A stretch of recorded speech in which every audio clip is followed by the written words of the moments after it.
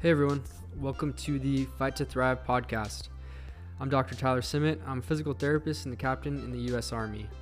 So this podcast is meant to serve as kind of your one-stop shop for tools to improve the physical, psychological, nutritional, emotional, and spiritual aspects of your life, as I'm going to speak with experts throughout all of these fields. Now the show is called Fight to Thrive because this knowledge is great, but if you don't have the discipline to keep fighting every day to become a better version of yourself through this information, this podcast simply isn't going to help you. So keep fighting and let's take better care of ourselves so we can ultimately take better care of others. I do have to mention that the views expressed in this podcast are that of myself and my guests and do not reflect the official policy or position of the Department of the Army, Department of Defense, or the U.S. government. Thanks, and I hope you enjoyed this week's episode.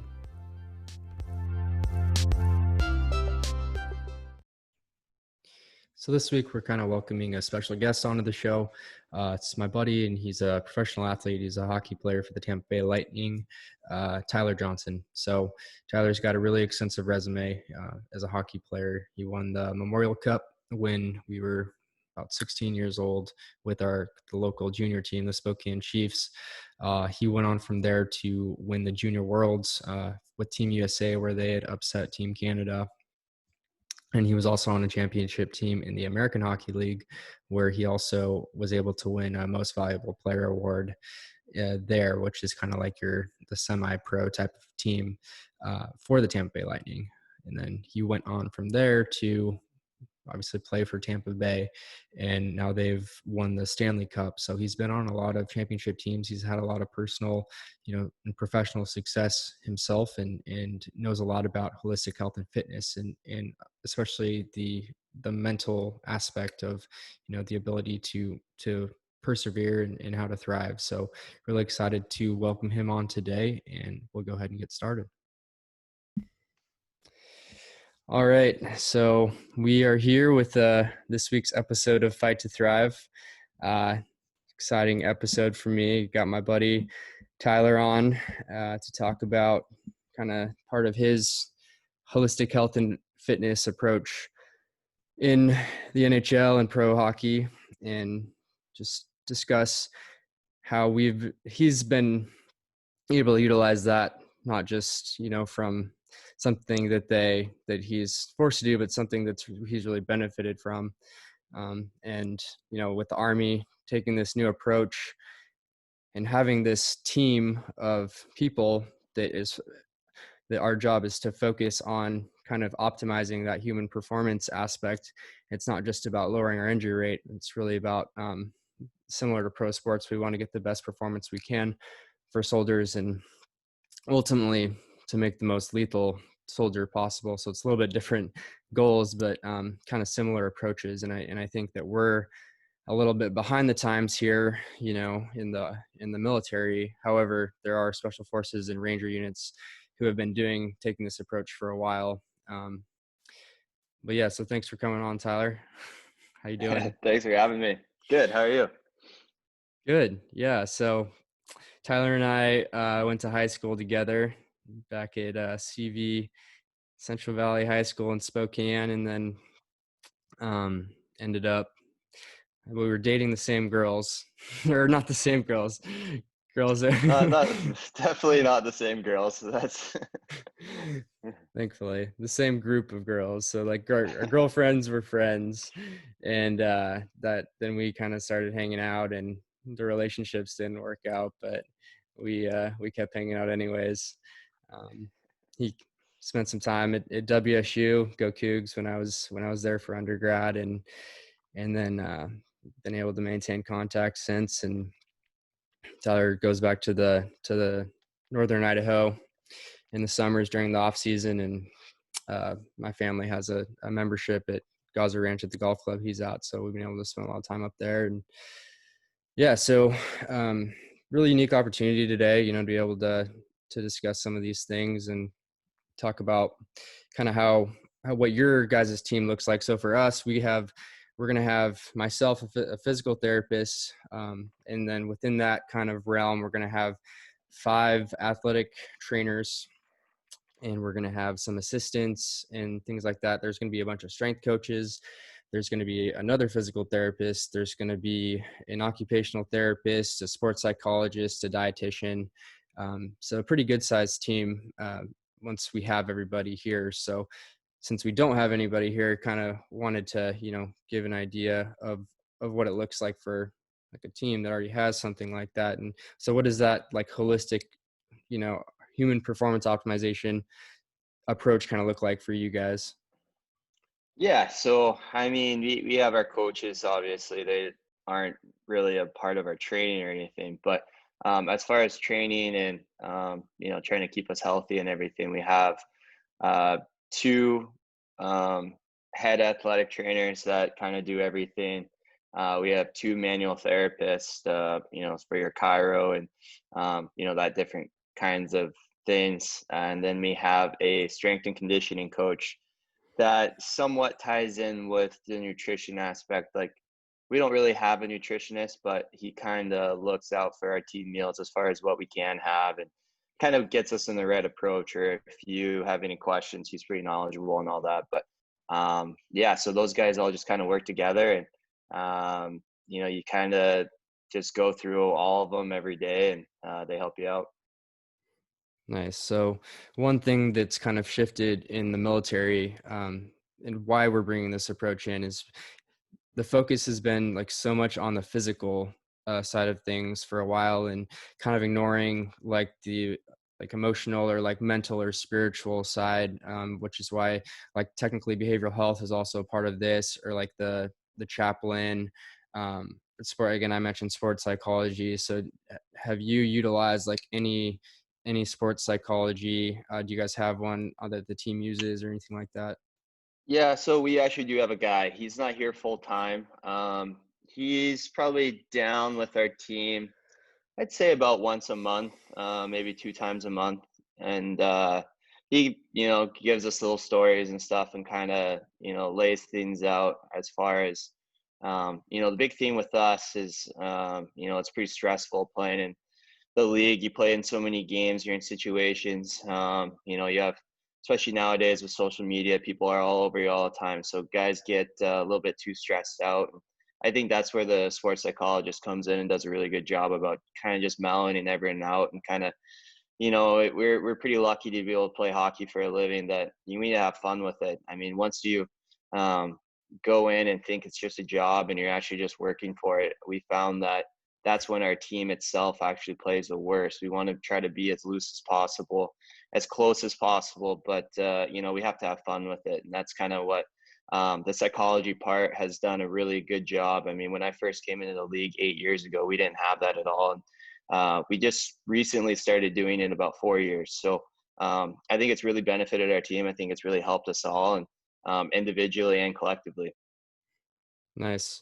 Sounds like kind of a common theme there is balance, like what you're talking about in balance. And I think like no matter what you're talking about, most of the time, balance is something to seek, because like you can have, well, whether it be too much work, not an actual enjoyment of what you do. We can see that in the military too. You can not be getting sleep, and from a nutritional component, balancing the whole grains and proteins and fruits and vegetables and all these things that you need. And so I guess from your perspective, so that's kind of like the mental side. Has there been any like specific techniques that they've taught you that you've like incorporated more of like than others from like a stress management perspective? I think personally for me, it's been just trying to control what you can control. I mean, there's so many things that we go and do on a daily basis that you could do your 100%, 110%, but it might not just go your way.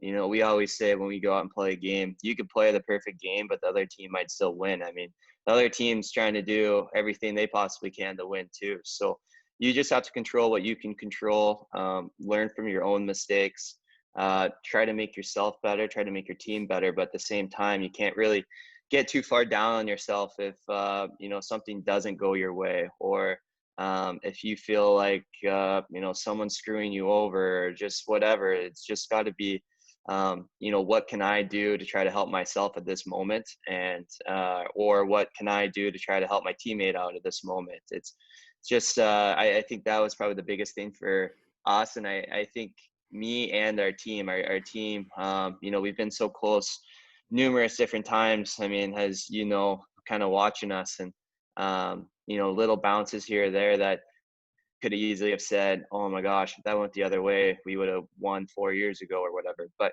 instead of really relying and saying, "Shoot, I wish that bounce went our way," we realize that, what, we just got to work harder so that they do go our way, and look for that next opportunity. Yeah, I don't know if I've actually officially congratulated you you on the Stanley Cup. So congrats, man. Thank you. It's been like pretty crazy and like also frustrating to watch you guys get so close like year after year, and then to see it actually happen was pretty cool, and also like you know just inspiring and just kind of crazy, and you never know where life's gonna lead for myself or my friends. But yeah, I love that aspect of control and like focusing on those things that you can. One That was one other thing I kind of wanted to ask you. You kind of mentioned that was something that your team has done a really good job of doing, and you've been on a lot of championship caliber teams, and you've been on some teams that for whatever reason has struggled a little bit more. The way I kind of like to look at our brigade, or just like the military, or even like some dude who works at some office job, or like it is a team approach that you have to take. And so are there any like common themes that you've noticed on like those championship level teams that maybe weren't there on like teams that miss playoffs? Yeah, for sure. I've been very fortunate. I've been on some good teams, whether it be pro or even juniors and everything. And I think the biggest common denominator for everything is that um, just the competitiveness of everybody. I mean, even in practice today, we were just playing 3-on-3 or whatnot, just trying to get ready for our season camps in a week. So guys are just kind of moving around. But in our game, there's guys that are yelling at each other and screaming and pissed off that they're losing. Like it's supposed to be fun, it's supposed to be relaxing, but that happens. I remember when I was in juniors in Spokane, we were playing soccer actually before one of our games, and there was actually a big fight between about four of the guys because they were upset with the way one of the guys was playing. So I mean, you just have that competitiveness of doing whatever it takes to win. But that, I think that's what makes a strong team. But then when you get to the championship level, it's having that competitiveness, but it's also putting away your selfishness. It's really kind of realizing that, what, maybe this isn't the greatest spot for me, but it's the greatest spot for the team. And I think that was kind of the biggest thing that got us over the hurdle this last year, is we had guys playing different roles that they weren't accustomed to, but the team needed them to play in. Other teams I've won on in the past, the exact same thing, where everyone knew what they were supposed to do, whether they thought they should be doing more, and they didn't care because they wanted to win. And I think that's pretty important.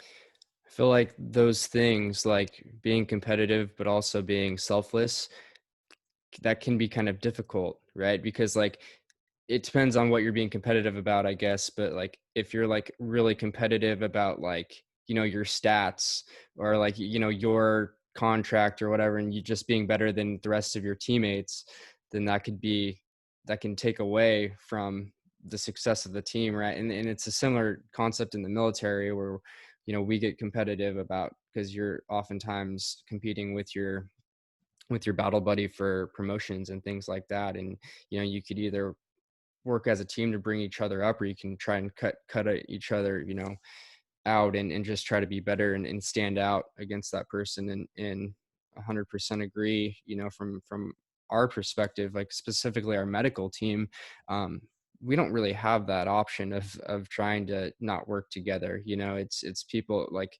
what in where it comes from is like where you get those things, the selflessness and the competition. I think it comes from like a deeper level of what's driving you, right? Like what is motivating you to want to go out and be competitive, or to give your best effort every day, and to stay focused on not only controlling what you can, but really focusing on that effort and what you're putting out. Yeah, and so it has a, like, especially as your career's gone on, I'm sure like motivation has swayed up and down a little bit, as it does for all of us. Like, is there anything that you do, or anything specifically that helps like keep the motivation going after all these years of playing? I mean, I think it's just the drive to win. Um, Mm. Anytime you win, um, something, win your league trophy, whatever you're at, or just, at being at the highest level, it's exhilarating and so much fun, and it just kind of brings everything back. I mean, no one likes to lose. I think that's probably the biggest driving force, is no one wants to be on that losing team. No one wants to be, uh, just kind of forgotten. And that's kind of what, in a way, a losing team does. Everyone remembers who wins, who is a part of that team. Uh, and I think that's a pretty big thing. And like you said, there's times where guys worry too much about their contracts, worry about stats and everything like that. But I think if you really look at it, everyone says, "Oh, this guy's a winner," and that goes a lot more than, say, "Oh, he had one good year a couple years ago," or whatnot. I think that's the stuff that always lasts with you, is really those team achievements, because everyone wants that guy on your team. And I think that's big. So if you can bring each other up, if you can bring the team up, I think that's going to get you a lot further in your career than, trying to just do everything yourself. Yeah, and I think when you like part of what you guys do when you do bring home a championship, or when you're consistently winning, is that that lifts the community around you too, that puts butts in the stands, and it brings people together, and it's something that they're able to, experience. And I guess they're not, the butts aren't in the stands right now anywhere, but I think that there's a reason. Like, it's not just winning again for, like, to say that you've won a championship. It's like there's a huge like chain reaction effect, after you do something like that, for the economy. And there's been studies that show, like, cities where their teams win championships, it's like a huge economy boost. And so I think it does a lot of things, has a lot of like secondary impacts, that's part of what probably makes it so fun. um Yeah. so like, yeah, so sorry, did you want to say something? I was just going to say, it's a culture thing. Hmm. That's what winning is. You want to develop that winning culture. And uh, that's something that our team has done a very good job of. Steve Eisman was our GM when I first got into the league, and our AHL team was unbelievable. We actually hold the pro record for the most games won in a row. We had 28, and I remember a lot of us were thinking we were going to get called up to the NHL that year, but our GM actually said that he was going to hold us all out to extra year, just because he wanted a culture to change up there, and he didn't really like where the guys' mentality and stuff was up there, and wanted us to be in a winning culture. And I think you need to establish that. And once you get that culture, I mean, I think it's kind of your lifeblood, and it's something that you always do. And I think that's huge. Yeah, it's pretty impressive he was able to develop that in a way that's lasted so long too. Like, even after he's left, it's something like pro sports, where it's so hard to maintain consistency and success. And you guys, you've been here for 8 years, and what, there's been like maybe 1 or 2 years you didn't make the playoffs. Yeah, we didn't make it one year, and we had basically everything go wrong for us at the time. But no, I think the biggest thing is the guys on our team and the guys that are still here. We ask a lot out of ourselves, and we ask a lot out of each other. And every game that we play, we play for the guy next to us, because we know that, if we're not going to be playing up to our standards, they're going to hold us accountable. And it's gonna hurt. Yeah, and I think that's something that every soldier can learn from. Again, taking the focus, you know, away from yourself as much as possible. Obviously, you got to take care of yourself, to make sure you're functioning at your best too. But got to keep the bigger picture culturally in mind, and remember the mission. Like, always remember the mission of what you're looking to do. Um, Mhm. so like, in those, like, a lot of times, throughout your career, I feel like you've performed the best in some of like the biggest moments, like when everything's on the line. And a lot of times soldiers will get into those like intense moment, or just people in general, like going into a boardroom presentation or whatever, and some people just freeze up and they aren't able to handle that. Some people call it just like the clutch gene or whatever, but I know that some people use like specific techniques to get them ready for like those bigger moments. Do you have anything, or you just feel like you just always perform better or typically perform Uh, better?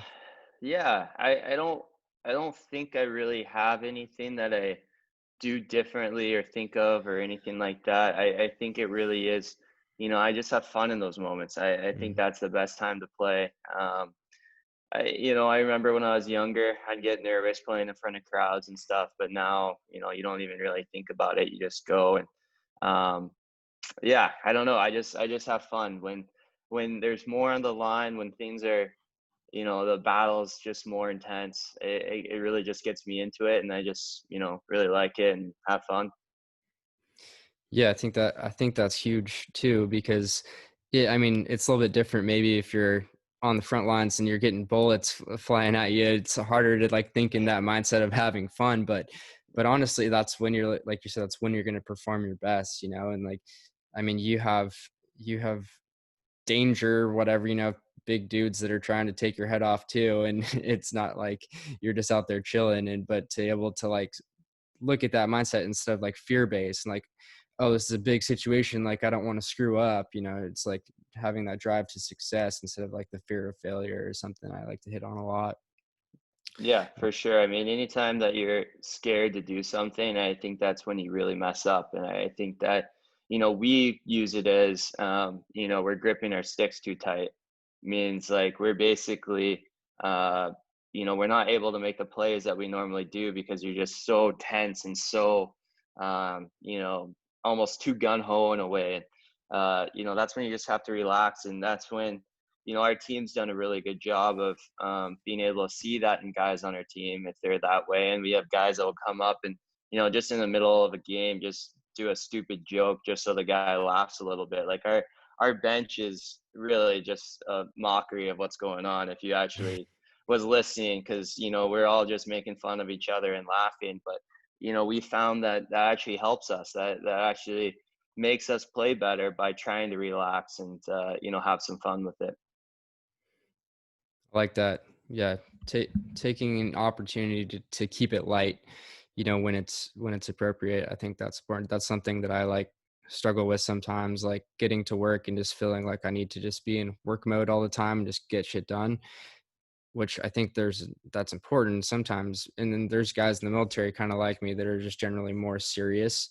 But if you just like take the 5 minutes to go just check in on someone and just bullshit for a little bit, it's always like worth it, and it boosts morale and all those things. So I think it's a good Yeah, one. definitely. Um, yeah. So just for a little bit of background, uh, it's just like I was talking to you before. It's just kind of weird, when I do go to Tampa and see Tyler, and like I feel like I still look at you as like the guy that I went to high school with, and it's like you're just like normal guy, like you're just a buddy. I mean, you've had a lot of success, right? But it's just funny, like going to Tampa and then like seeing like your face on the side of the arena, or people asking for pictures and autographs and all this stuff all the time. And um, I think that was really important, kind of in an important like lesson in my journey, my especially my like professional journey, just to kind of see, because it didn't come easy for you, right? Like you're playing for the local Spokane Chiefs when we were in high school, like what you're 16 to 20 or something like that, Hmm. and then uh, didn't end up getting drafted for. Were we eligible like 4 of those years, 3 or 4 of those years? Uh, Two, basically, 18 and 19-year-old years. Yeah, so like just constantly, or like every year after year, even though like we would see other guys that didn't have as much talent get drafted because they were bigger and on paper they had the better physical attributes, that had to be like somewhat disheartening, and to just like continually see that.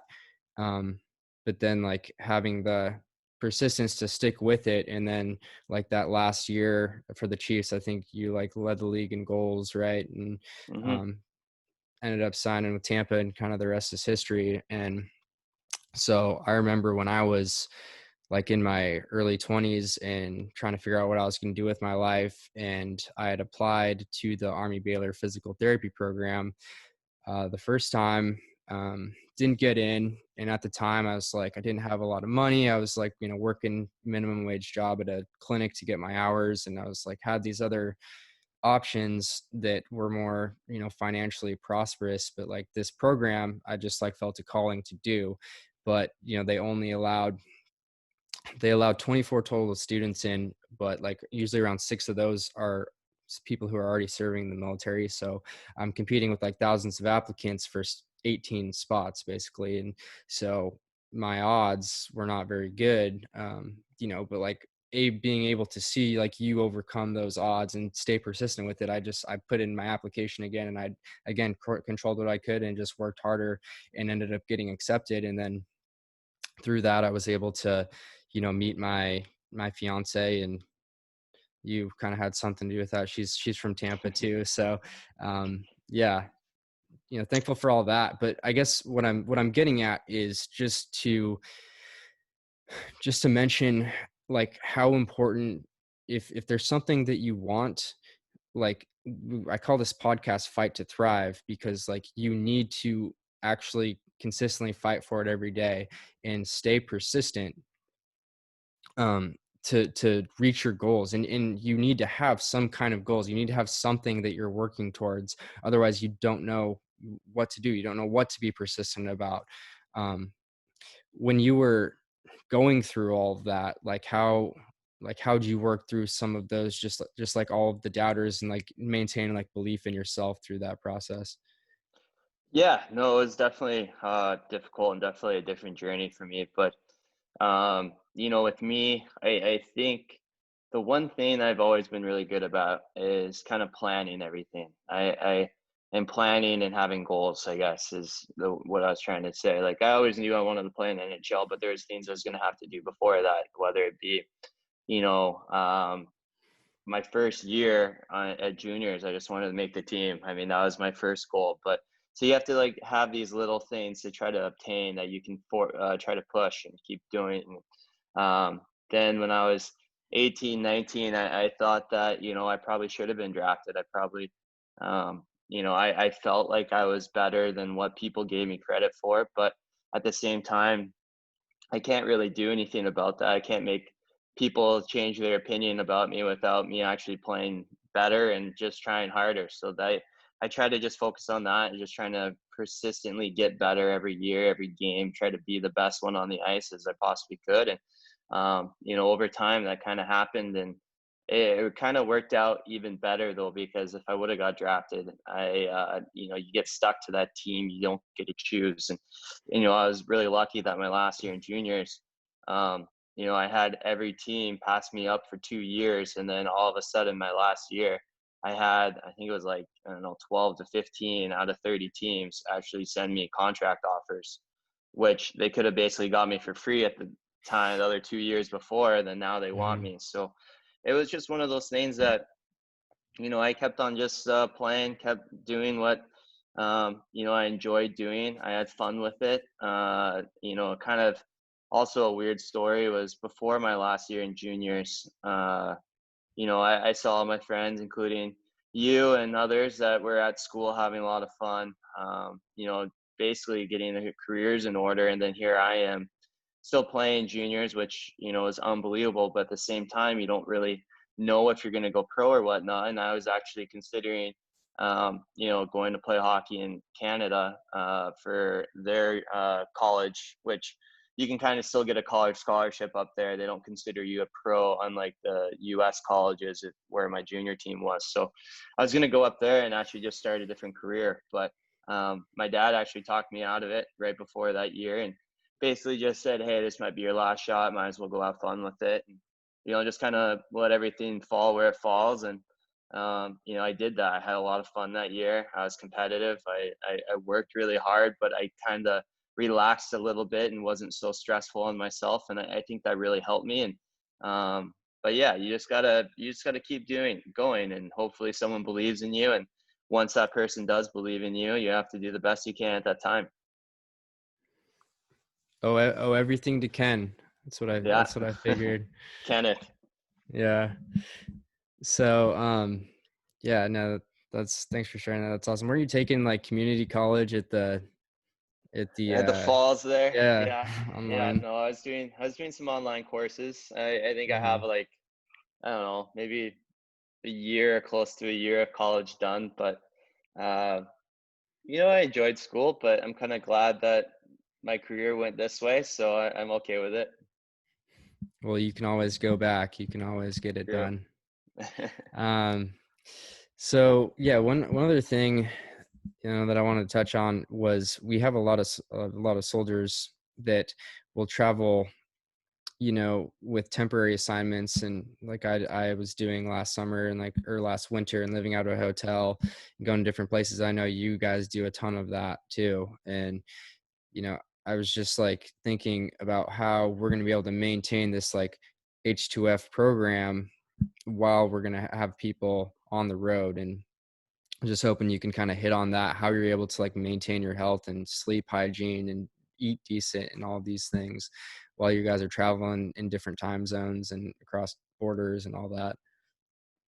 Yeah, I mean, I think we kind of hit that whatever you do, you kind of have to have like a goal in mind of maintaining what you're doing, just a healthy lifestyle. And I don't think that lifestyle really is dependent on where you are. At least, and for us, it's not. I mean, we're still in hotels, and you're going to restaurants and stuff. I mean, obviously, there's some things on the menus that might not be as nutritionist as or nutritional as others, but you're doing this for your job. You have to try to maintain what you have, and you just try to keep that mentality of trying to just build on what you've been doing and trying to get better at it. So I mean, I think it's just one of those things that it's just a habit. It's just something that you do, but I don't know if there's any like secrets behind it or anything like that. Any like any ways you like when you're traveling in different time zones that you like try and trick your brain to like just go to sleep, earlier, like any anything that you've done for that? Yeah, I mean, I don't really. Mhm. Thankfully for us, we don't really do too many time zones. I mean, we go to the West Coast every now and again, which is 3 hours, but I think we only do that once or twice a year. This year with COVID, it's going to be a little different. I don't think we do that at all. So normally, if there really is a time zone, it's maybe an hour or 2 hours. And, thankfully for me, I can kind of just fall asleep when I need to fall asleep, especially with games and everything. I mean, it's really hard to sleep after games. So, um, your sleep schedule is kind of messed up throughout the entire year anyways. So when you can fall asleep, I think guys are pretty good about it. Nice. Yeah, I'm jealous. You can just fall asleep anywhere. I don't have that trait. So when just in general, I feel like you've stayed. So my realm is more of like the physical therapy side and injury. So like as a physical therapist, so you've stayed pretty healthy, in a league where you're pretty undersized, maybe quicker than some, but like still undersized. And like, I was just wondering, what you would attribute that to. Do you think it has anything to do with like your off season routine, or like just your like knowledge of the game, or what would you say? I think it's a little bit of everything. I think, the way that I play the game, changes over time a little bit where, you're not necessarily going to go head on to a guy that's 6'6" and let them just kill me. I'm going to try to Mhm. go around them, try to do other things, but at the same time, there's times where you do have to hit them, and that can be a little painful at moments. But no, I think a lot of it is your off-season training. I think I do a really good job of working hard in the off season. Putting you through a couple workouts and you putting me through some too. So I think we've seen that, but It's just about trying to keep your body in the best shape as possible because, injuries are going to happen, regardless of what you do or how much you, try to prepare for it. I don't think we really can. So, you just got to try to be mobile. For us, it's a lot of, kind of like yoga and stretching because there's going to be times where you get hit and your body's going to be in kind of a vulnerable or weird position, and you just kind of have to learn how to absorb that a little bit. And I've had my fair share. I've had broken bones and different things, but another thing that I think hockey players have gotten a lot of credit for in what we do is we also play through that, and we're able to play through a lot of injuries because of our support staff on our team. Like I was saying, with all our trainers and therapists and everything. I mean, they do everything and they work night and day. It's that's a job that I wouldn't really want to have because I mean their hours are literally 24/7 regardless of where they're at. They work hard. They don't get all the credit for our team, but I think if you ask any one of our players, I mean they spend hours on the tables with all the guys, and they do a lot for us. I haven't seen you on any of my Zoom yoga sessions, so we're gonna have to change that. Oh, I'll just Yeah. take the video off for it. Yeah, Tyler tries to keep up with me sometimes on some summer workouts. It doesn't go very well for him, but he'll get Made him there. puke in the prowler one time though, so. Yeah, well, we know who puked first in that one. So, yeah, so like I like to keep going back to a mentality, right? Like surrounding injuries too. Like you said, you work through a lot of stuff. Sometimes we see guys that are and gals that are coming in that are just kind of looking for a profile, meaning like looking for a note that says that they don't have to do something, whether that's do their fitness test or work that day or whatever it might be. And you can kind of tell that, and maybe sometimes they aren't overtly looking for it, but they like are subconsciously, I think, finding a way or a reason not to do something. Whereas a lot of times if you really want it, you take the mentality of just making it happen and finding a way to work through things. And like something that a lot of units do is reconditioning for like training. And so instead of like while you're hurt, instead of training with your normal group, your normal squad or platoon or whatever level you train at, you go with a bunch of other injured people that have like a special training program where you basically do physical therapy exercises all day.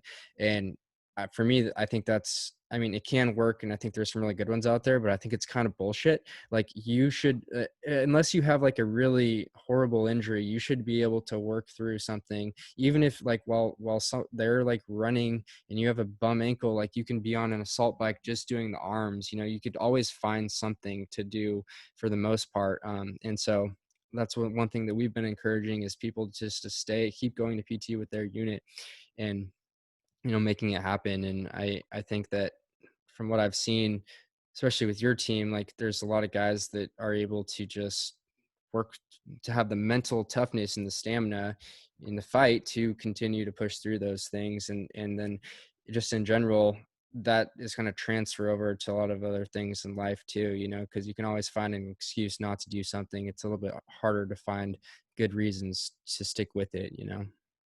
Yeah, no, for sure. That's one thing that, I think our team and other teams have been on in the past. I just think kind of hockey players in general have found that, you know, you're never going to be 100%. I mean, if anyone ever says that they're 100% when they go into a game, especially in the middle or the end of the season, they're lying. Playoffs, you're definitely not at 100%. There's something ailing you. You have a bum shoulder, knee, ankle, hip, whatever it may be, but there's something there. But the thing is that you don't want to be that guy that quits on your team, because once you quit on your team, everyone realizes that, and then you're known as kind of a quitter, and they don't like that. I mean, for you not to be able to play, you're going to have something extremely wrong with you. Whether it be a broken bone that you just literally can't even put any weight on, or something that's very serious, because otherwise guys on the team are gonna say, "Hey, take a painkiller and get back out there." Like you just gotta go through it. You want to be with your team, and as a guy that's injured, we want to still be with the team. Like you said, you have those physical therapy sessions that are away from your team, and we have that at a um, beginning of an injury or whatnot. So if you're something like, let's say let's say a guy has surgery or whatnot, then yeah, you're going to be doing your physical therapy kind of away from the team up until a point where you're able to be around the guys and actually skate. But I can tell you that anybody that goes through that, they're literally pushing as hard as they can for that day to be sooner than later. Mm. If they tell you it's going to be 6 to 8 weeks, we always say, okay, it's probably going to be like 5 to 6, 4 to 6. Like we try to push ourselves so that we get back. And I also think it's kind of a mentality thing. I mean, the more you sit there and think like, oh shoot, my wrist is really bothering me right now, it's really hurting. I think that almost makes it hurt more compared Mm-hmm. to just going out there and doing it and not trying to think about it. And I think we've done a really good job about that, but we also have, the guys by our side kind of pushing us saying, oh, I had that injury, last year, it sucks, but you're all right. Like, I think everyone kind of just pushes each other to kind of stick around. And I think that's pretty big. You had that one playoff year, didn't you have like a broken wrist? Yeah. I broke my, what is it, like scaphoid or whatever. Mm-hmm. So I broke that in game one and then played 5 other games after that with it. In the finals. Yeah, in the Mm-hmm. finals. Yeah, that was pretty painful. That wasn't good. Yeah, that can't be fun to try and like do a shot, like even shoot or like pass. Yeah, I couldn't do really anything with my stick. I actually ended up scoring. I still have no idea how, but no, I mean, yeah, I would stick handle or something. It would actually just like make me cry. But I wanted to be out there with the guys and wanted to be out there with the team, so I just stuck with it. Nice. Yeah. Cool. Well, yeah, thanks, man. I think that, for the most part, that's pretty much everything I want to talk about. Oh, just like in general, for when you are injured or have, just really sore or whatever, like, is there anything specifically from a rehab or treatment perspective, manual therapy that they do that you prefer over something else? Yeah. So personally, me, I don't really respond too well to dry needling. I just don't like that. There's guys that love it. I like cupping or in like flushes. Um, I don't do cold, so I don't like cold tubs or ice or anything like that. I've kind of never done that, but that's just kind of the wimp side of me, I guess. But Mm-hmm. no, I think we do a lot of massages, cupping, a lot of chiro. Just that kind of thing. I think that helps me out quite a bit. Nice. Awesome, man. Well, I won't take up any more of your time. Thanks for joining. Yeah, and just for everyone else, listening out there, if this episode, made you think of any other specific questions that you have, for me, or do you just honestly just want someone to talk to? I know it's like a tough time for a lot of guys out there right now, and gals. It's, they're separated from their families during the holidays and things like that. Please feel free to just direct message me on our brigade H2F Instagram page. It's at 555 H2F, and just direct message me right there. And would love to have a conversation and point you to the resources that you need. So thanks again, Tyler, and yeah, hopefully we can get together soon. Yeah, thanks, Tyler. And I just want to say too, well, thanks for having me, but Mm-hmm. also, thank you for your service. And I don't know if I've ever told you that, but I mean, what you guys do is remarkable. So, I hold you guys in high regard, and to all your fellow, brigades and everyone that's listening to this, thank you for your service. I really, really appreciate it. You bet. Thanks a lot, man. We'll talk to you later. All right, see ya. Bye. All right, everyone, just have one more quick ask before you go. If you got something out of or you just enjoyed this week's episode, it'd really mean a lot if you could take the time to either subscribe, review, or share this podcast with your family, friends, fellow servicemen and women, whoever you think might be able to benefit from it. My goal it really is to reach as many people as possible and to hopefully help them find better health and wellness. So if you could take the time to do this, it would really mean a lot. Thanks everyone. I hope you have a great rest of your day.